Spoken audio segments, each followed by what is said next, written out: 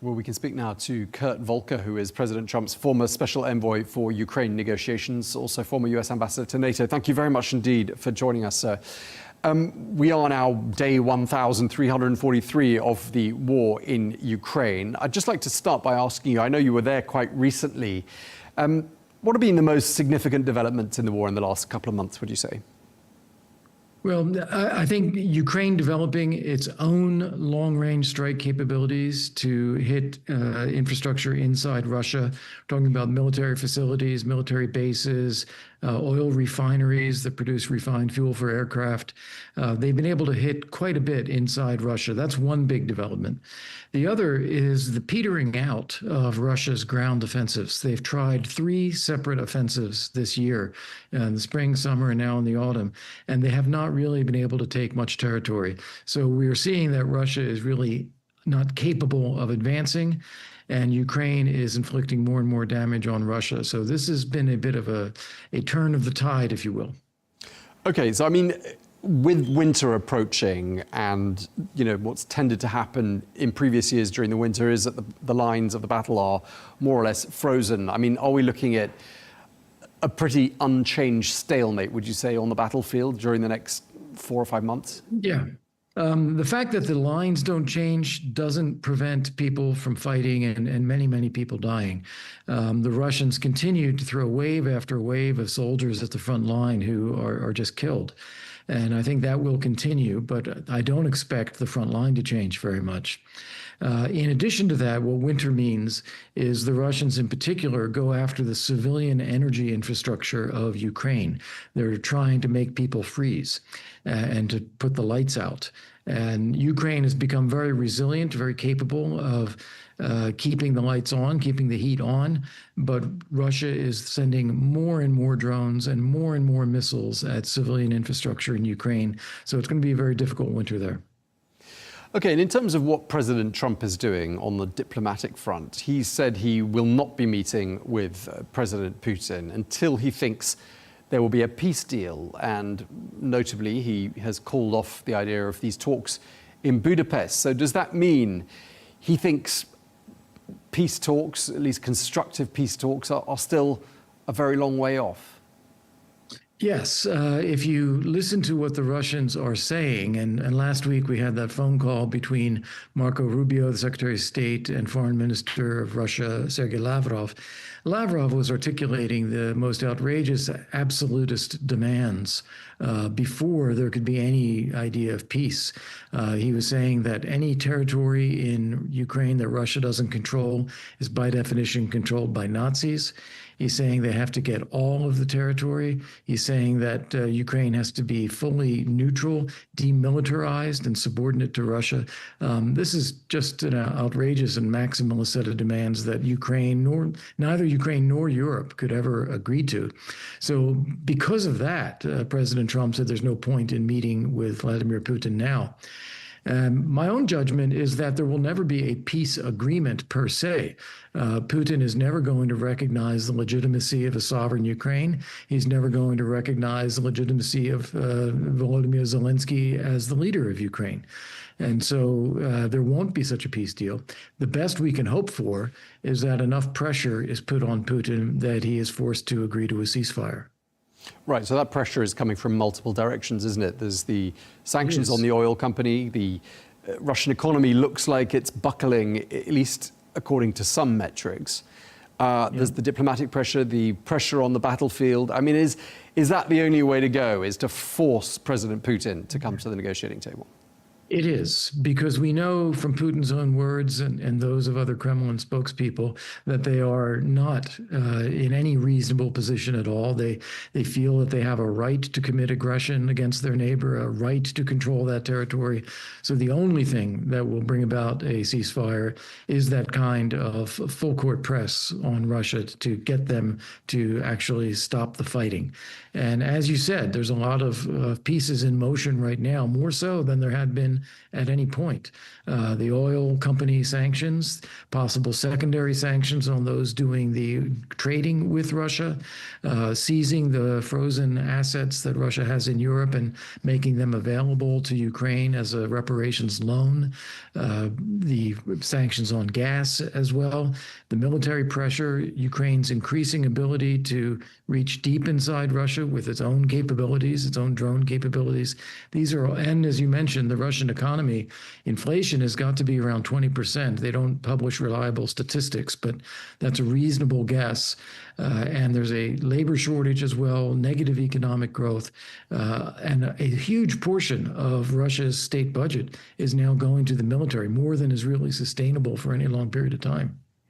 I mean, the Americans and Ukraine's allies must be hoping this is the case, but I want to ask you, is there any sort of clear indication that this war in Ukraine is starting to really backfire on President Putin? And is he at risk, would you say, in a way that he perhaps wasn't when the war began, domestically speaking? What would you say to that? Yeah. We're beginning to see a couple of things. We're seeing gasoline shortages inside Russia, which the public notices quite a bit. And that's putting a little bit of domestic pressure on. The fact that he called President Trump before Trump's meeting with Zelensky about 2 weeks ago, that I thought was significant as well. He was clearly concerned about the possibility of Tomahawk missiles going to Ukraine and that this would increase the pressure further on Russia. And then the nuclear saber rattling that he did just the other day, he does that when he thinks that cards are being played against him, the pressure is mounting on him, and he's looking for a way to relieve that pressure. I mean, to be fair, President Trump's position on Ukraine has, let's say, evolved during the course of the last few months since he returned to office 9 months ago. I mean, there have been highs and lows. There have been moments when he sounded very supportive, other moments when he sounded not in the least sympathetic. At least that's how he sounded. I haven't said that's what he was. Yeah. But where would you say that sort of sentiment is right now in the mind of the president? How do you think he feels at this particular moment about Ukraine? Well, of course, only President Trump can say how he's thinking about this himself. No one really knows for sure. But the way it seems to me, he has really all along, from the beginning of his term here, has wanted a negotiated deal. And he thought it would be easy because he can push Ukraine a little bit and get them to accept a ceasefire in place, which he has done. He's maneuvered to get Ukraine and the United States in line economically. So we're no longer spending taxpayer money to prop up Ukraine. People are buying weapons. We have a minerals and natural resources deal where we can put money into an investment fund in Ukraine. So he's made this much more of a commercially viable proposition. And he thought that offering a good deal to Vladimir Putin is something Putin would take up and it would end the war.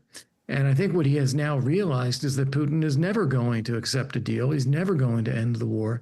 And so we do have to turn up the pressure the way we've just been discussing.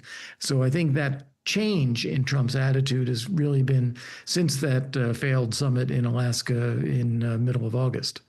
Right. So President Trump feels like he's done everything he could reasonably be expected to do. Concessions have been made on Ukraine's behalf by President Trump. And you're quoted as saying that, in fact, President Putin's real goal here is simply to absorb Ukrainian territory into Russian territory. Do correct me if I'm misquoting you. But would you say it's fair to say that the Trump administration is just entirely fed up with the stalemate and the sort of going around in circles here? Yes, absolutely. In fact, going around in circles, I think that is actually a quote from President Trump, or being led around in circles, I believe is what he said. He has tried, as you said, everything. He's met with Putin. He's called Putin. He's offered things to Putin. He's offered lifting of sanctions. He's offered restoring the G8. He has invited Putin to meet with him in Alaska. And every step of the way, Putin has rejected any reasonable offers. and insisted on continuing the war. And continuing the war really in some of the most atrocious ways, bombing kindergartens, bombing hospitals, taking out civilian infrastructure, hitting apartment buildings. This is a brutal attack by Russia on Ukraine. And as you say, I think President Trump, having tried everything, is now very, very frustrated and has said many times now that he has nice conversations with Putin, but then they don't amount to anything. One thing he hasn't tried, though, is, really dialing up the temperature here and providing Ukraine with significantly more material support to, try and win this battle and repel the invading forces. I mean, do you think that's something that he might entertain as an idea? Yeah, he certainly has not taken that off the table. He was musing publicly about 2 weeks ago about sending Tomahawk cruise missiles to Ukraine, which would be a significant step if he did. He didn't do it when Zelensky visited. He thought that Putin was making one more effort to negotiate. That evaporated, and Trump has not taken the idea of Tomahawk missiles or other military support off the table. It's still out there. I think he wants to avoid that. He doesn't want to be in a direct confrontation with Russia, but he is capable and prepared if necessary. So were you to advise President Trump, I mean, which road would you suggest he went down? Would it be the road of concessions, negotiations, appeasement, or brute force, or perhaps a combination of all of them?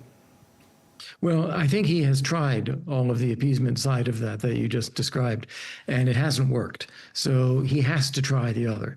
And the other is going to be not only the sanctions on the oil companies that we just did, but secondary sanctions on anyone who is doing business with those oil companies. So it would have to be hitting vessels, ports, refineries, banks, insurance companies in China, in India, anyone who's doing that kind of trade with Russia, which is what's funneling the money to the Kremlin to continue the war. And I would provide much more military equipment, particularly the long-range Tomahawk missiles, to Ukraine. But I would tell the Ukrainians, don't use them right now. And if we get a ceasefire, keep them, and that'll be your deterrent. But if Putin continues to refuse a ceasefire, then we're not going to have a choice but tell the Ukrainians, okay, then go ahead, hit longer range, take out those things in Russia, the drone factories, the missile factories that are being used to hit you. And just lastly, would you say the Americans and the Europeans have now come rather closer together, let's say, than they were back in January, February, on the issue of how to end this conflict? Definitely. One of the things that President Trump did, we talked about getting the U.S. and Ukraine aligned politically, about ending the war, and aligned economically. Another thing President Trump did was to rebalance the U.S.-European military relationship. He has always felt, and every president has felt, the U.S. was doing too much and Europe too little. Europe is now committed to spend 5% of their GDP on defense. They are buying weapons in order to provide them to Ukraine. They are talking about a coalition of the willing to be present on the ground in Ukraine to deter future Russian attacks. So Europe has stepped up quite a bit now, and we are much better aligned between the U.S. and Europe than we were at the beginning of this administration. Okay, well, on that note, we're going to have to wrap up. Thank you very much indeed. Really appreciate you taking the time to talk to us. Kurt Volker, President Trump's former special envoy for Ukraine negotiations. Thank you, sir.